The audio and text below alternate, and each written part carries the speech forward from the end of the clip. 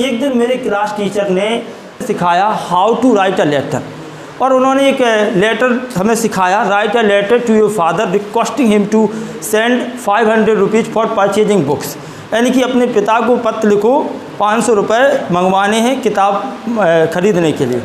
तो पिताजी जब उन्होंने सर ने ये सब सिखा दिया तो मैंने अपने सर से क्वेश्चन पुटअप किया कि सर अगर मैं पत्र लिखूं तो क्या रियल में पापा पैसा भेजेंगे? तो सर ने बड़ा प्यारा रिप्लाई किया, बेटा ये तो तब पता चलेगा जब आप लिखेंगे। तो मैंने कहा आज ही ट्राई करते हैं। मेरी क्लास ऑफ हुई, मैं घर आया, मैंने पत्र लिखना शुरू किया। तरीका पूछा कि कैसे इसको पोस्ट करते, उस समय तो मुझे पोस्ट करना भी पता नहीं था कि कैसे करते, तो मैं आपको अभी बता दूंगा, ठीक है। तो मैंने पत्र लिखना शुरू किया, पत्र लिखा और मेरे दिमाग में आया कि सबसे पहले पत्र किसको लिखें, कौन पैसा दे सकता। तो मेरे दिमाग में आई माँ, मैंने कहा माँ को पत्र लिखते हैं। तो सबसे पहले मैंने पत्र लिखा।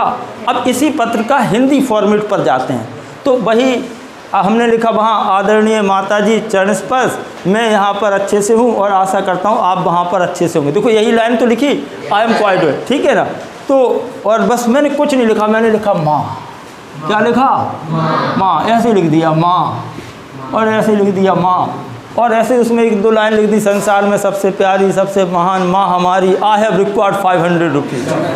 अब मेरी माँ इतनी पढ़ी लिखी तो थी नहीं, किसी ने पत्र पढ़ के बताया, माँ ने कहा बेटी ने पत्र भेजा, पढ़ो क्या लिखा। बोले कुछ नहीं लिखा। तो माँ ने उसे डांटा, बोले कैसे हो सकता है, अगर पत्र आया तो कुछ ना कुछ तो लिखा ही होगा।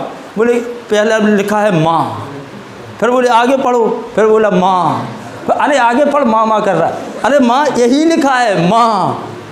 अब माँ ने कहा इतना प्यार करता मेरा बेटा, मतलब इतनी दूर रहता है और कुछ आ ही नहीं रहा, लिख रहा माँ।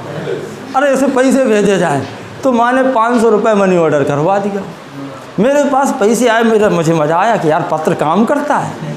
अब एक काम करो, पापा को लिख के और देख ले तो 500 और मिलेगा तो 1000 की जुगाड़ बन जाएगी। तो मैंने पापा को पत्र लिखना शुरू किया और वही फॉर्मेट, आदरणीय पिताजी, मैंने इसमें जोड़ दिया चरण स्पर्श, क्योंकि पिताजी को ये बातें बड़ी अच्छी लगती, बेटा पैर छूगे। और फिर ऐसे ही लिखा, संसार में सबसे प्यारा सबसे महान पिताजी हमारे, और नीचे लिखा आई हैव रिक्वायर्ड 500 रुपीज़। पिताजी ने पत्र पढ़ा और जैसे उन्होंने पढ़ा, आदरणीय पिताजी चरण स्पर्श, पिताजी फूल के कुप्पा। अरे बोले पिताजी चरण स्पर्श, इतना सुधर गया, इतना अंतर आ गया, पढ़ रहा है बेटा, पैसे भेजो, शायद इससे मोटिवेशन मिले और अच्छे से पढ़े। तो पिताजी ने हमें मोटिवेट करने के लिए, इनकरेज करने के लिए 500 रुपये भेज दिए। 1000 रुपये आया, मेरा मन भी बड़ा प्रसन्न है, कहा यार अब तो मज़ा आ गया, हमें तो 500 की उम्मीद नहीं थी।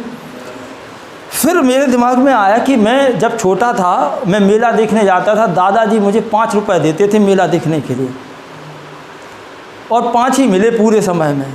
जब थोड़े बड़े हुए तो थोड़ी अमाउंट बढ़ा, 10 मिल गए, लेकिन 10 से ज़्यादा तो कभी मिले ही नहीं। तो मैंने कहा चलो ठीक है, आज तो दादाजी से 500 रुपये चाहिए है, कैसे देंगे। अब मेरे दादाजी रिटायर्ड आर्मी ऑफिसर, अब इनकी मानसिकता को समझो, मेंटलिटी क्या है। तो जब मैंने दादाजी को पत्र लिखा तो फॉर्मेट शुरू से मैं वही लिखा, और मैंने उसमें एक सॉन्ग लिख दिया। सॉन्ग था, मेरा मुल्क मेरा देश मेरा ये वतन, शांति का उन्नति का प्यार का चमन।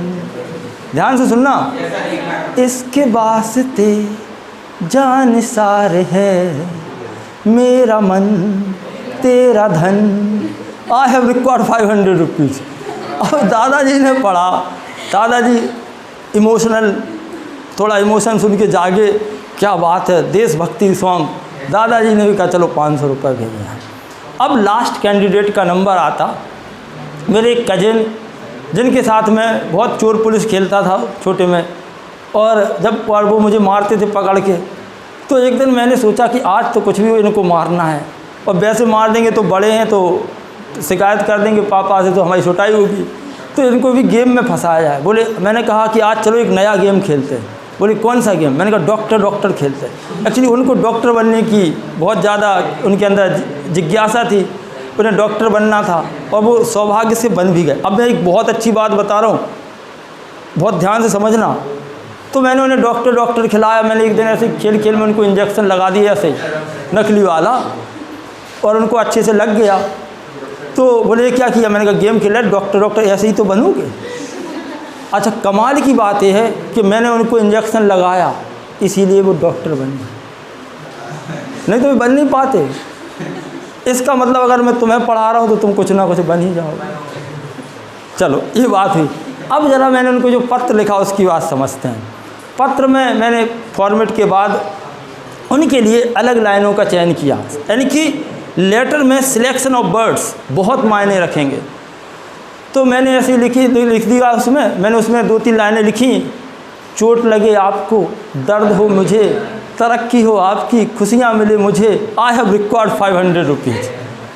अब भैया के पास क्लिनिक में पत्र पहुंचा, भैया ने पढ़ा। 2 दिन पहले सौभाग्य से जब वो बाइक स्टार्ट कर रहे थे तो उनकी बाइक की किक वापसी मारी, पैर में चोट लग गई। कई बार किक बहुत तेज़ वापस कर जाती है। दर्द हो मुझे, जैसे उन्होंने पढ़ा, बोले चोट यहाँ दर्द वहाँ, बहुत प्यार करता, बोले इसको तो पैसे भेजने ही पड़ेगा।